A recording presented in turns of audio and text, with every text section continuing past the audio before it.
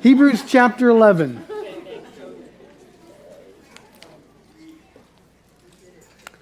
Our study tonight is the first 6 verses of Hebrews 11. I warned you in advance I'm going to go through this very, very slowly, through this sort of a crescendo chapter in Scripture. 2 of the ladies that were dancing, Amber, I'm old enough to call her a lady, known her since she was a little girl, and May, I saw, had t-shirts that said, "Faith over fear." And that's a perfect intro to tonight's study. Would you read along with me, please? Now, faith is being sure of what we hope for and certain of what we do not see. This is what the ancients were commended for. Here we go. By faith, we understand that the universe was formed at God's command, so that what is seen was not made out of what was visible. By faith, Abel offered God a better sacrifice than Cain did. By faith, he was commended as a righteous man when God spoke well of his offerings. And by faith, he, Abel, still speaks, even though he is dead. By faith, Enoch was taken from this life so that he did not experience death. He could not be found because God had taken him away. For before he was taken, he was commended as one who pleased God. And without faith, it is impossible to please God, because anyone who comes to him must believe that he exists and that he rewards those who earnestly seek him. Father, thank you for the joy of those kids. Thank you for the many professions of faith. You know, Lord, how old they are. You know if they mean it or if they can mean it. But what we know is that you take those as deposits in your cart. And you watch those kids and look over them. And you smile because of them. And we've had the opportunity this week, Lord, to minister to the little ones. What a joy and a privilege and an honor it is. Tonight I beg you to open our hearts in this opening study in Hebrews 11. This is just cracking the door open, a door that you've promised me would change so many lives. Lord, let those of us who are here tonight look in that door and answer the question, do we really believe? Do we really trust God? Jesus, we trust you for salvation. My prayer is that we will trust you for today. And we'll do that every day. I pray if there's anyone here tonight who isn't yet born again, that they would hear your word calling them, and tonight they would become yours. For those of us who are sort of tottering on the edge of faith, sometimes we trust and sometimes we don't. Lord, help us to see who you are and know that you alone can be trusted. Bless this time. Speak to our hearts and challenge us. We pray these things for your glory. In your wonderful and beautiful name, we pray them by faith. Amen. Imagine for a moment having the car of your dreams, whatever it is. I grew up, I was a car guy, and I liked flashy cars. I liked fast cars. Imagine having the car of your dreams right now. It could be a traditional fuel car. It could be today an electric car. It doesn't matter. For those of you who are a little more progressive, think Tesla, top of the line. But without fuel, it goes nowhere. Without energy, it's just metal. Faith is the fuel for our walk with Jesus. Faith is everything in our walk. Now, you know I'm not talking about saving faith. We're saved by grace through faith, that not of yourselves. It is a gift from God. The faith isn't even supplied by us. We believe and we come into the family of God. But now we're talking about believing Jesus every day. To believe Him for the hard things, the scary things, to believe Him and all of His promises in the middle of the most difficult trials. Tonight, test your faith.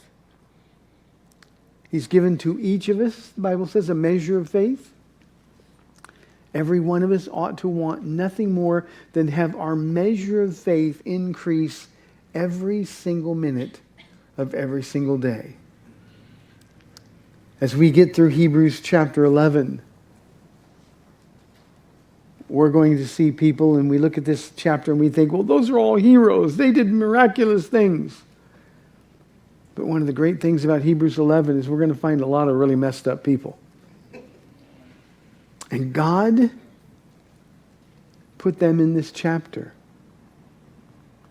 for one reason only, because they trusted Him. They trusted Him against all odds. They trusted Him when they went in completely the opposite direction of the flow of the world they were in.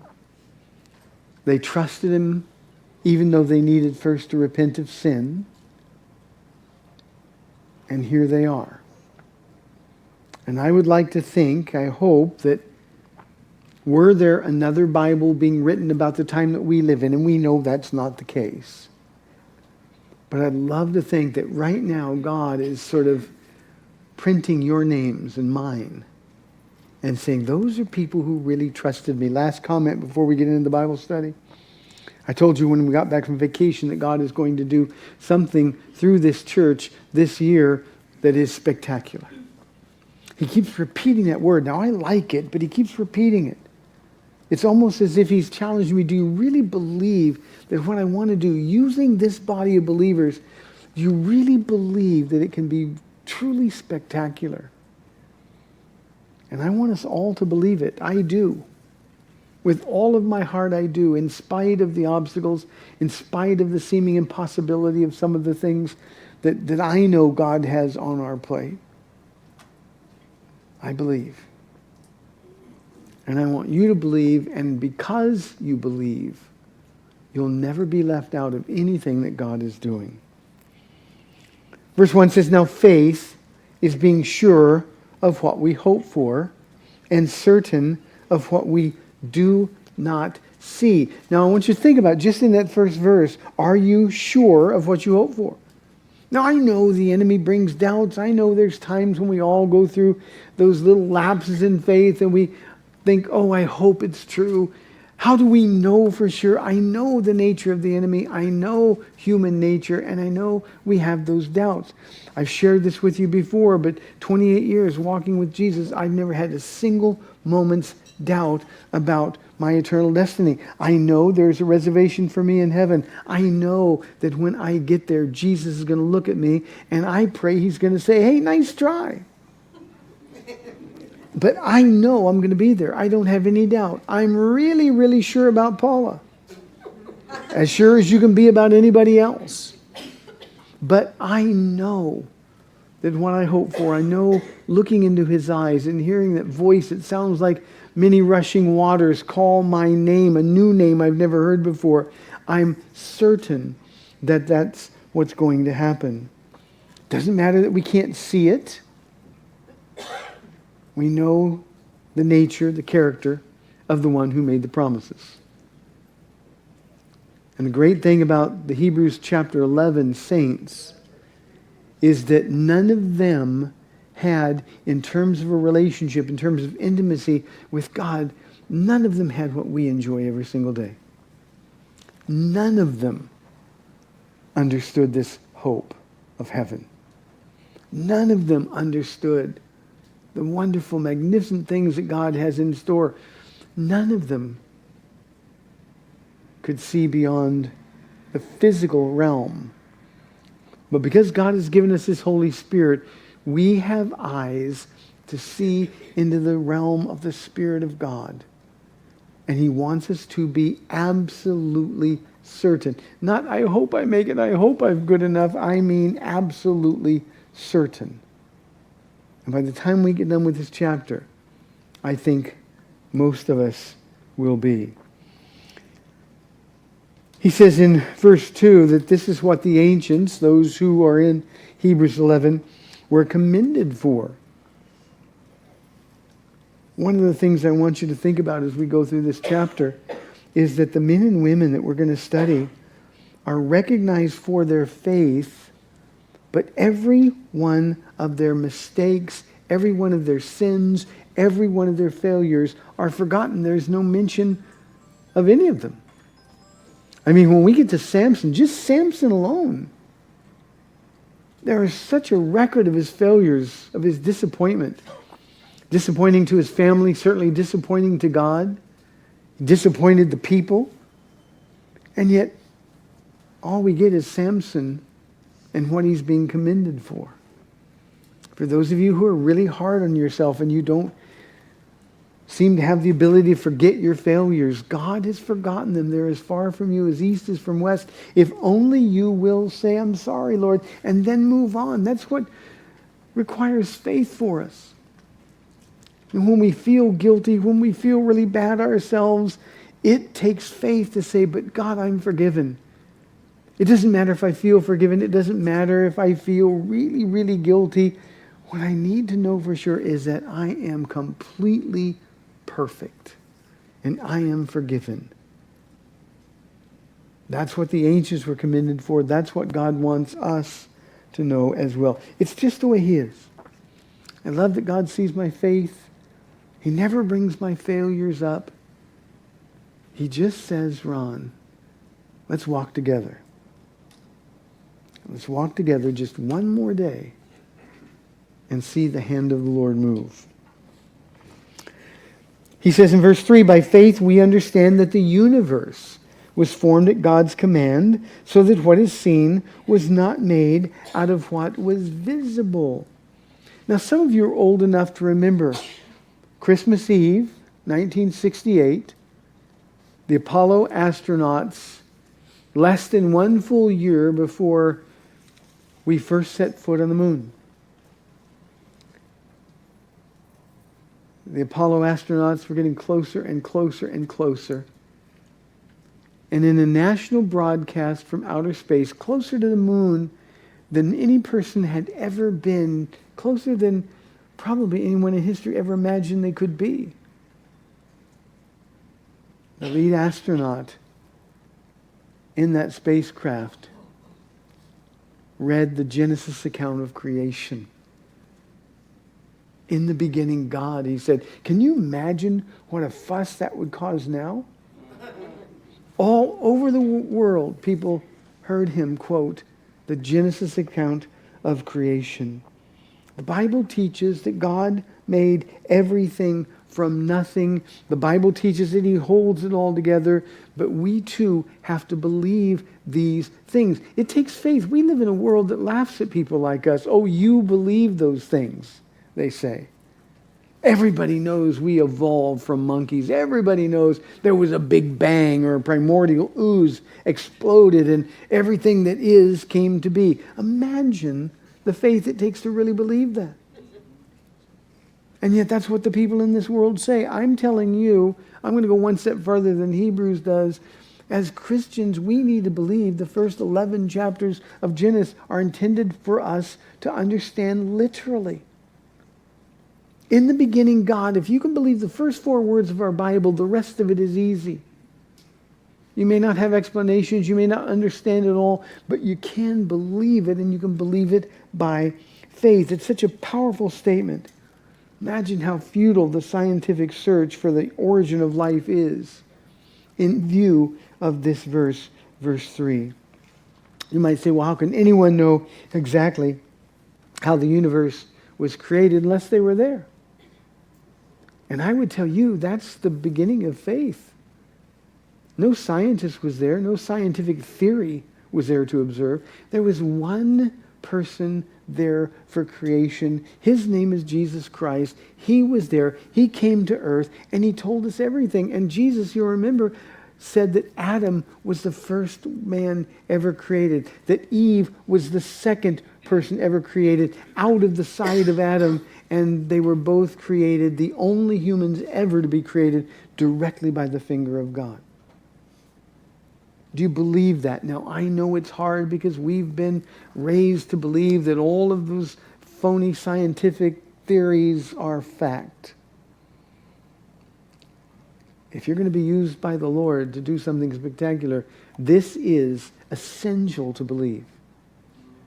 You can get to heaven and have questions about this. You can get to heaven and not believe, but you can't be used by the Lord. You can't have a fruitful Christian walk unless you believe. If this isn't true, if Adam and Eve weren't the first two humans ever created by the finger of God, then Jesus lied to us and we're lost in our sin.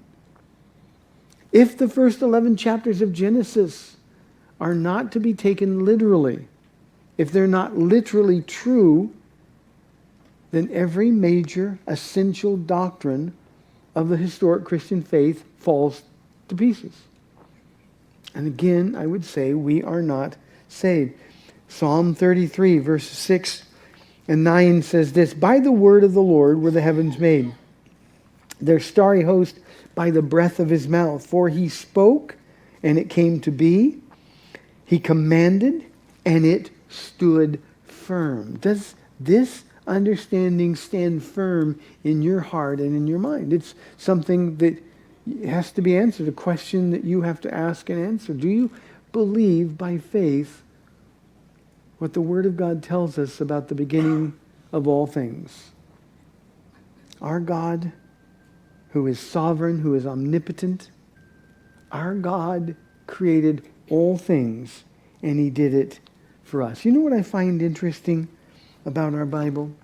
And we get challenged like this sometimes when we are witnessing with other people, or certainly when you go away to college, you get challenged with this. I get challenged on the radio program from time to time. The Bible never tries to prove the existence of God. It simply declares it. Well, how can you prove there's a God? Don't need to. All I need to do is declare it. Well, what do I do, or how do I know? And the answer is, it's simple. Look up. The psalmist writes, "The heavens declare the glory of God. Day after day, they, the heavens, pour forth speech. There's no nation or language where they're not understood." Our journey through faith begins right here. Do you believe that? Simply because God said it. Now, you don't take my word for it, but here's what you're going to find out as you really dig in and find out about these so-called theories, the alternate theories of creation, how we came to be who we are. What you're going to find out is that they are on very unstable ground, and those scientific theories that were absolute fact, nobody doubted, nobody questioned, those theories have changed over and over and over, and yet the word of the Lord stands firm. Do you believe it? Will you believe it? That's the first step in our journey in faith. Now, as we move into the examples of faith, I want you to note throughout chapter 11, beginning in this next verse, verse 4, that the exact order of their appearance on earth matches their appearance in Hebrews chapter 11 with one exception, and that's David and Samuel. Samuel was first, David's mentioned first. Could that possibly be because Jesus was the son of David? The fingerprint of the Holy Spirit is all over it. Verse 4, by faith, Abel offered God a better sacrifice than Cain did. By faith, now there's three by faith in this one verse, he was commended as a righteous man when God spoke well of his offerings. And by faith, he still speaks even though he's dead. One of the great, great commendations that any Christian can have is that your fruit from ministry outlived you. I don't care about having a building named after me or a freeway. I wouldn't mind it if they renamed Pat Booker Road. I've spent so much time on Pat Booker Road over my 24 plus years here that I sometimes feel like I own it. But the idea here is, wouldn't it be great if people were getting saved because of your witness for Jesus Christ even after you're dead? I think of somebody like J. Vernon McGee, who people either love or hate. I absolutely love the guy. But what I love about him the most is that he's actually in his own little chapter of Hebrews 11, because people are still getting saved every day with that crazy East Texas voice. And it's just God honoring the work that he did here on this earth. I think about my pastor, Pastor Chuck, and all of the things that he's made available for free, all of his teachings, his entire library. And people are still getting saved. I think of Ray Stedman, another one of my heroes in the faith. Ray Stedman's been with Jesus for a long time. And yet his teachings and the fruit from those teachings continues. And by faith he still speaks, even though he is dead. Now, what was the deal with the two sacrifices? Why was Cain's sacrifice rejected and Abel's sacrifice accepted? Well, we can look at the Genesis account. If you want to turn to Genesis chapter 4, you can, but it isn't necessary. I'm just going to tell the story. We're going to put it up on the screen as well. But Genesis 4 in verse 3 says, "In the course of time, Cain brought some of the fruits of the soil and as an offering to the Lord, but Abel brought fat portions." Imagine how that smells on the altar of sacrifice. "From some of the firstborn of his flock. The Lord looked with favor on Abel and his offering, but on Cain and his offering he did not look with favor. So Cain was very angry, and his face was downcast." Now, it's likely, we have this precedent set in the Old Testament, that when God accepted a sacrifice, he consumed it with fire. Now imagine, we've got brothers, we've got a sibling rival, we've got Abel the goody two-shoes, and we've got Cain, sort of the rebel.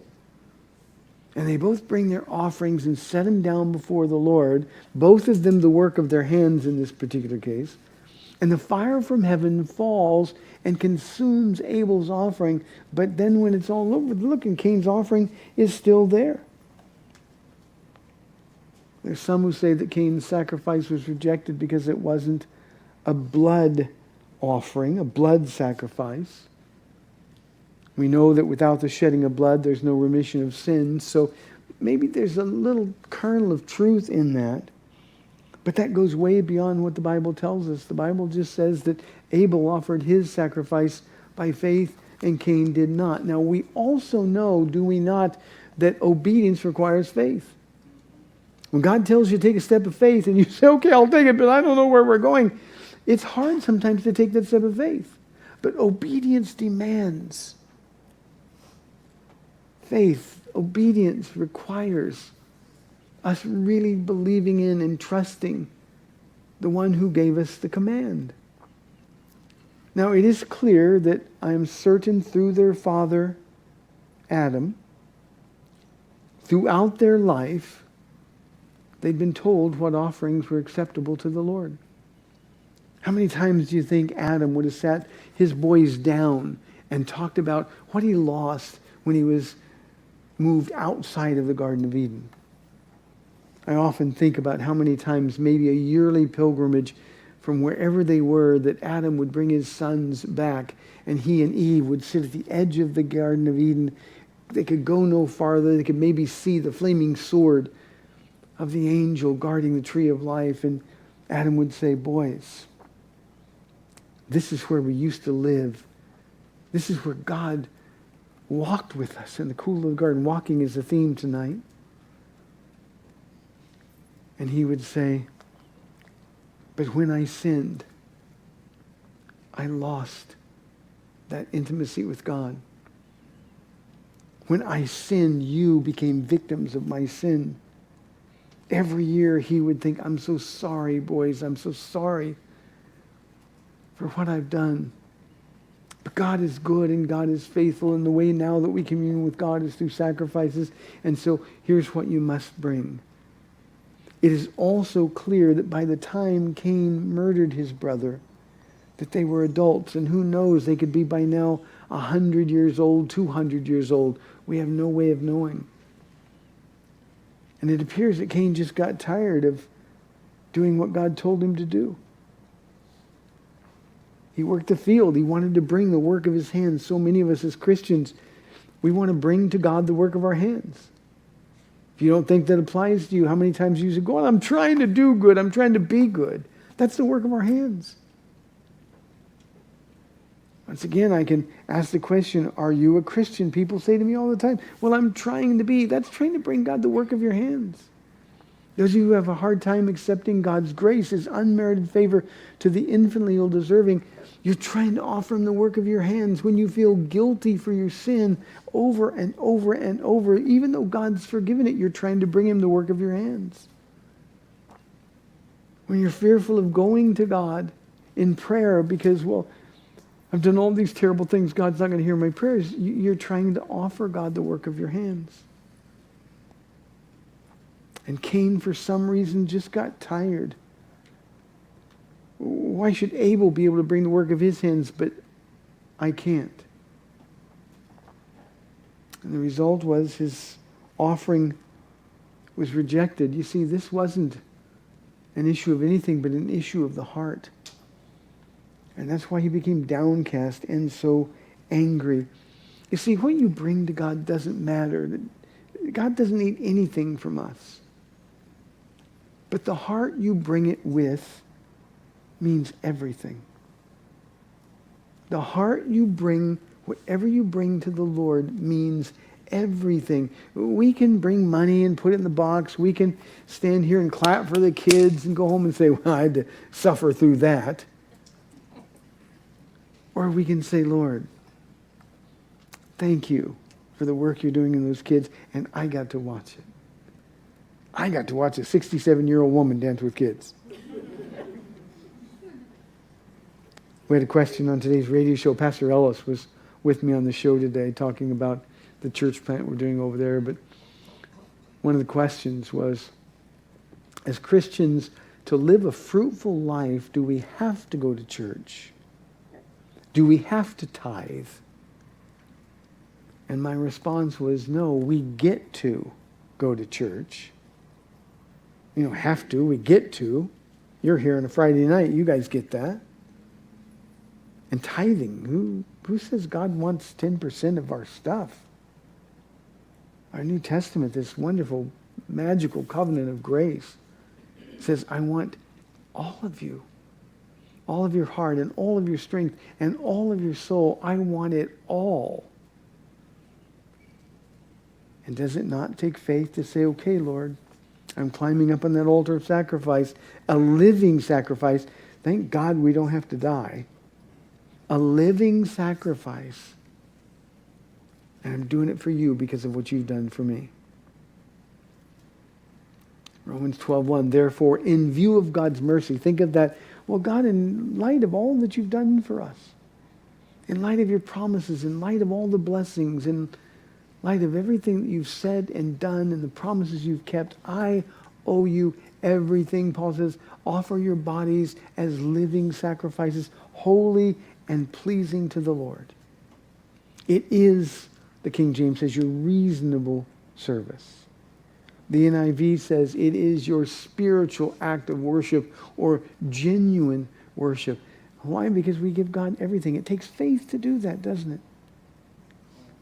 It takes faith to give God your time when you're tired. It takes faith to give God money when you've got more month left than money.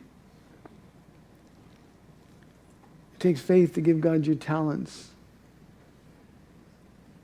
especially if you don't feel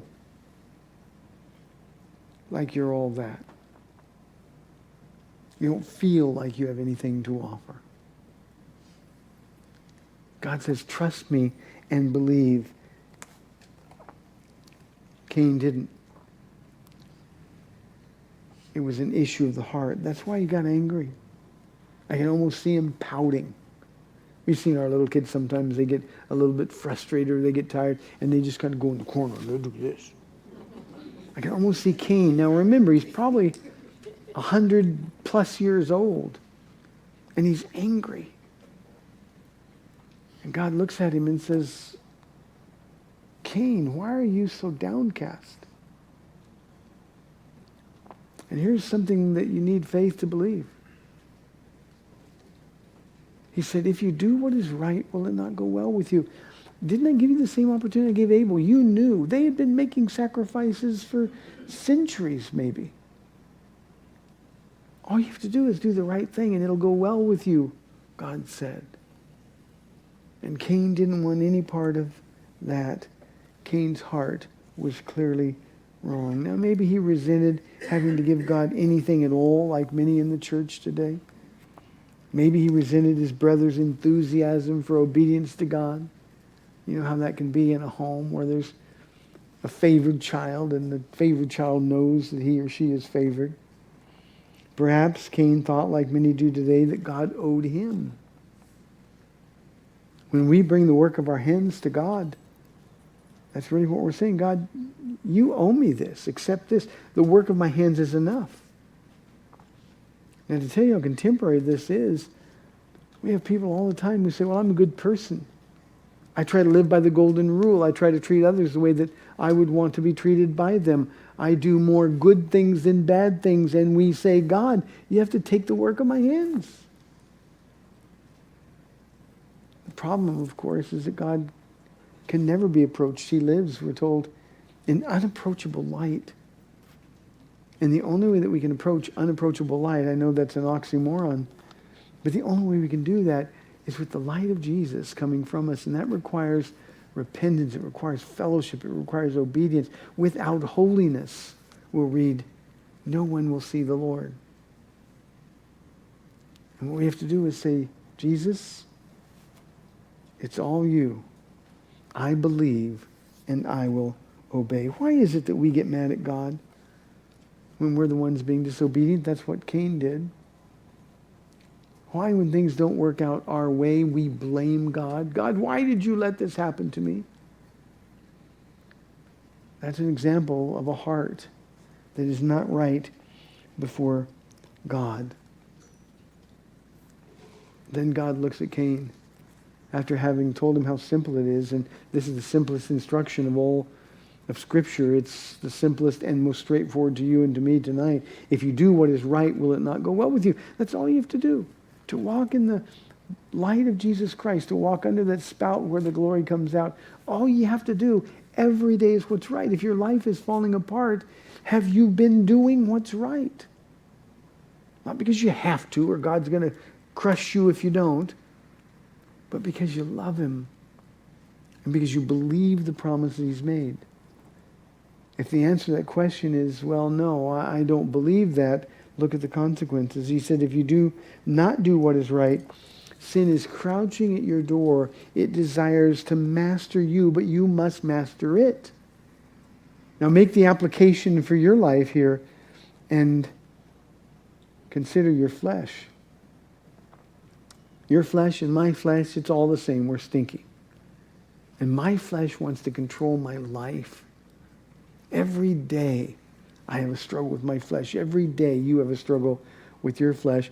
And we've all experienced those times when our flesh has a ravenous appetite and it wants to destroy us. It wants to consume us. And we've got to make a decision right then and there. We've got to make that decision by faith not to let that happen. Lord, I'm going to surrender to you. I'm going to walk with you instead of walking with me. By faith, I'm going to say no to me so that I can say yes to you. God tells Cain to repent. God makes it so simple, or he'll be devoured by sin. And that's exactly what happens. Kills his brother Abel, the first ever murder, and he will face enormous consequences. We need to know that sin is trying to kill you. And your flesh is in league with sin. Your flesh is in league with the world that we live in. And then there is an enemy who, when given the opportunity, will destroy you. Peter says that we need to be self-controlled and alert because our enemy, the devil, prowls around like a roaring lion looking for someone to devour. And literally in Greek, that's looking for the exact moment to devour someone. And when we give it to him, we fall to consequences. Obedience requires faith. Abel, he was blessed. Cain was not. Verse 5. And I'll warn you in advance, this is a very personal verse for me. This verse changed my life nearly 28 years ago. And I've been walking with Jesus every day since. And I mean that in a literal, physical sense. By faith, Enoch was taken from this life, so that he did not experience death. He could not be found because God had taken him away. For before he was taken, he was commended as one who pleased God. Now we know the next verse is going to say, without faith it's impossible to please God. So one of the things we have to understand is we really dig into Hebrews chapter 11, is that to be pleasing God, you've got to trust him. It's not enough to say, thanks for heaven, Lord, thanks for the promises, but I'm just not going to trust you with Monday. I'm just not going to trust you with Tuesday or Wednesday or Thursday, because it's just too scary. Some of us are so timid. It's because we don't know the one who's made the promises. We know him, we can be saved, but we don't have an experience seeing his hand move through our lives, seeing his hand move on our behalf. Now, I told you Enoch is a personal favorite of mine, and here's how I picture this moment. Enoch was just walking with Jesus, the same way I do up and down Pat Booker Road for all of these years. And right in the middle of a wonderful conversation, God takes him away. Just whisks him away. I'd like to think that Enoch kept talking with Jesus, and it took him a moment or two to recognize that his location had changed. He just carried on the conversation. He got so used to walking with God, to talking with God, and Enoch knew that that was his lifeline. Enoch knew that the other people in the world, I'll explain in a moment, simply wouldn't be good. Bad company corrupts good character. And Enoch knew, I hope you know this, that to walk through this world and bring honor and glory to Jesus, you've got to walk with Jesus. I say all the time, just be with Jesus. You can learn what that really means by practicing it. Walk with him. Take time out of your day to say, Jesus, let's go for a walk. And just talk to him. When you start walking with Jesus, you don't have to use King James English. O most holy God Almighty, thou art stronger and holy. No, you have to do that. Just say, Jesus, my heart's hurting today. Can I just share it with you? Jesus, I've got some prayer requests I want to make. People I care about, people you love. Will you hear my prayers? Leave the earbuds at home. Leave, no gasping please, your cell phone at home and just talk to Jesus. Enoch, we know, is a picture of the rapture of the church. Before the judgment of the flood, Enoch was taken away. Wouldn't it be wonderful if one day on your walk with Jesus, that's when he decided to come and get you?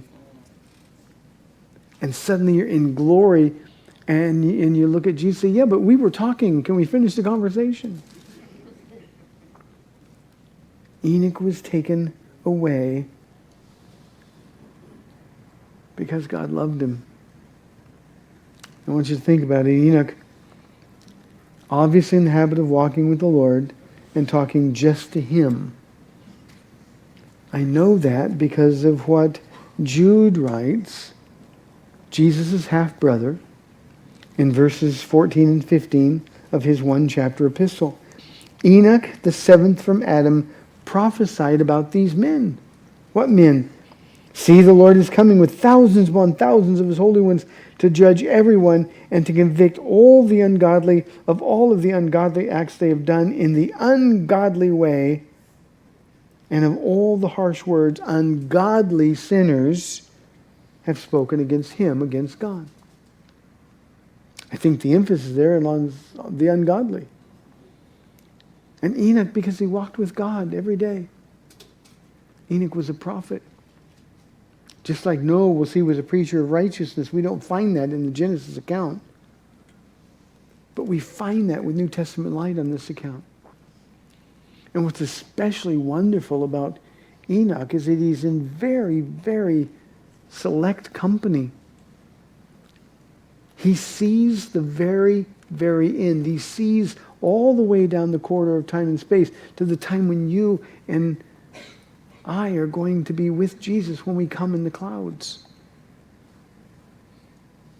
Enoch prophesied about the second coming when we come with Jesus. Now, I told you he's in select company. Only 2 other men have been given those visions of the very end. John and Daniel. You know what the connection is between them? They had a special love for God. John refers to himself as the disciple whom Jesus loved. I love when I walk with Jesus that I feel like I'm the only one he cares about. I love the fact that I can walk by somebody's house, somebody that I know, and pray for them. And I can say, Jesus, will you do me a favor? Would you protect him or would you protect her? Would you bring her back home to us? Would you? And whatever the content of the prayer is. But I love knowing that I'm going to be heard. Because I love God. John loved Jesus so much that he was always seen sort of reclining against the chest of Jesus. And I know I've said this over and over throughout the years, and some of you get tired of it, but think about John is the only human in the history of the world who's heard the physical heartbeat of God. Why? Because he had to be so close. He had to be so close. The other one was Daniel. Daniel is the beloved. That's not a description of Old Testament saints. But Daniel was beloved by God. And it's those special beloved ones who get these prophetic visions of the very end. Just 3. Enoch, John, and Daniel. There's so many times. This is especially, I think, important to those of you who are struggling. God's just quiet. He's not speaking in my heart. Some of our lives are so very, very noisy. And there are just so many times when it's just me and Jesus out alone, and he'll speak to my heart about exactly what it is I need to hear.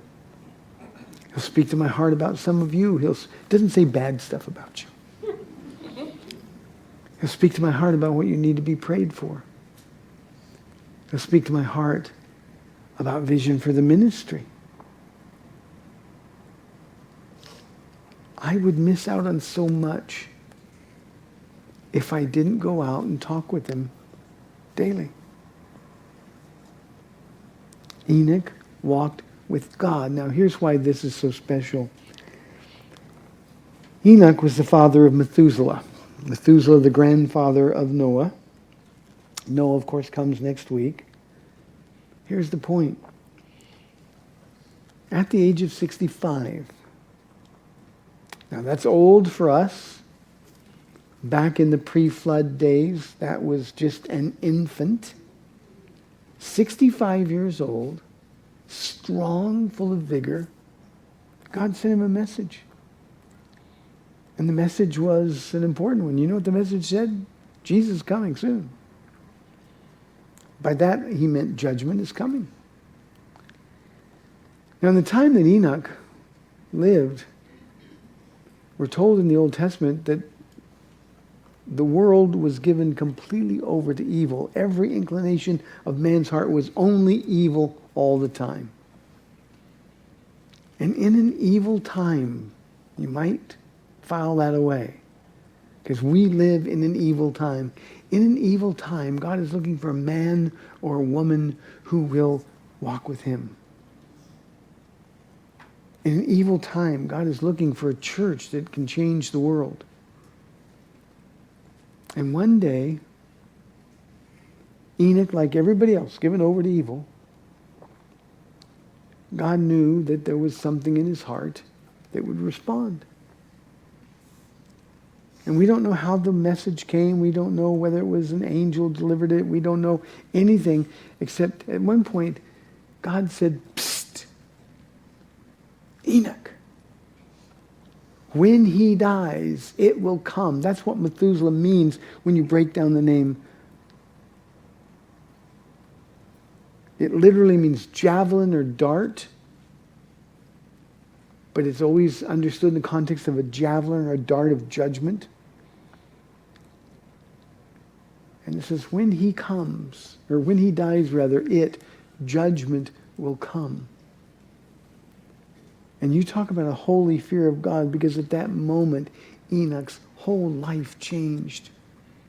He separated himself from the evil, and that's why he walked with God. He didn't have anybody else to talk to. He didn't have anybody else that shared his faith.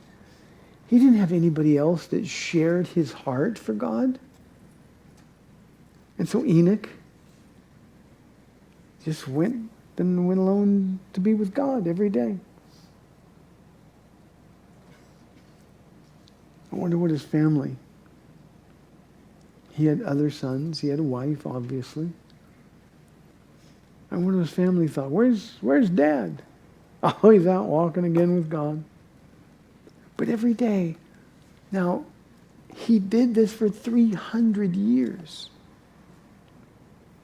From a worldly perspective, how lonely is that? For 300 years, he walked with God. And finally, his heart was so in tune with God's heart that God said, I simply can't leave him here with all of the evil. It's time. I want to take you away to be with me where I am. And Enoch was gone. 1 minute, walking and talking. People might have thought he was crazy. I've been accused of being crazy because I'm talking to myself, or so it seems, when I'm out walking. And Enoch is walking with the Lord. Nobody can see Jesus. But Enoch's mouth is moving, and suddenly he's gone. Can you imagine 365 years of age, and he doesn't come home anymore? 365 years of age, and he alone is in the presence of God. Enoch understood that judgment was coming, and he got right with God. It takes faith to get right with God and to believe that Jesus is coming soon. God snatches him, and Enoch is with the Lord. And then it says, and without faith, it's impossible to please God. We know that verse and we quote it, but remember the context. Enoch, it says, was commended as one who pleased God. What that means is that faith characterized his walk every day. For 300 years, he turned his back on the world and walked with Jesus. That takes faith. We're going to find the same thing, not for as long a period of time, but we're going to find the same principle with Noah. It takes faith to obey. It takes faith to say no to this world. It takes faith to stand against the evil in this world. Christians, we've got a world that we live in that's going to make it really uncomfortable to leave the things that we believe. Do you have the faith to stand with God? Knowing that with faith, God is pleased. Please note here that when it says without faith it's impossible to please God, it doesn't say it's difficult to please God. It says it's impossible. And then our final statement tonight is this one, because anyone who comes to him must believe that he exists, that God exists, and that he rewards those who earnestly seek him. I think this is where faith really wins out. To be able to see that God is a promise keeper. To be able to look around you at all the circumstances, to look at the condition of your life, to look at all the things that you're afraid of. Remember the t-shirts that I spoke about at the beginning, faith over fear. Imagine how pleased God is when we do that which we are the most afraid of. But God, you're calling me to do this, and I've got a family. How am I going to support them? Jesus says, well, you don't have to. I will. But God, I'm afraid to take this job or leave this job. It's whatever your circumstance is, because I don't know what's going to happen to me next. God says, hey, I live outside of time and space. I know what's going to happen to you. And all you have to do is believe that. And believe that the more earnestly you seek him, the greater your reward. The presence of God poured out into your life. That's when you are in a place where you can do the spectacular. Let me close with this. If you're not trusting God, you're getting ripped off. If you're not seeing the hand of God move in and through your life, could it be because you're not taking the time like Enoch did to walk with him? Or maybe like Cain, you're trying to bring to God the work of your own hands. If that's true, you're getting ripped off. God has so much more for you, for us as a church. He wants to stun you with his faithfulness. All you have to do is let him. That means the trials, disappointments, loss, sickness, whatever it is that you're struggling through, even those things that overwhelm you, instead of learning more about what's troubling you, Jesus said, just come to me, get a little bit closer, and learn of me, learn about me, and let me move in your life. What's the answer to all the problems? Whatever they are, no matter how great they are, it's trust Jesus. So, well, how do I know? By faith. By faith. And maybe, just maybe, you get your own little footnote in a heavenly Hebrews chapter 11. Trust God. Trust him at least once. Don't take matters in your own hands. See him move. He's that good. And I challenge you to let him do that in your homes, at work, the things that you're struggling with that are sinful. Test God and see just how good, how strong, and how loving he is. Next week, Noah, and I'll warn you in advance, I'll talk a lot. I love Noah. Could we have the men and women from the pastor's class come up? And Elaine, will you come up and lead some worship? Father, Lord, increase our faith.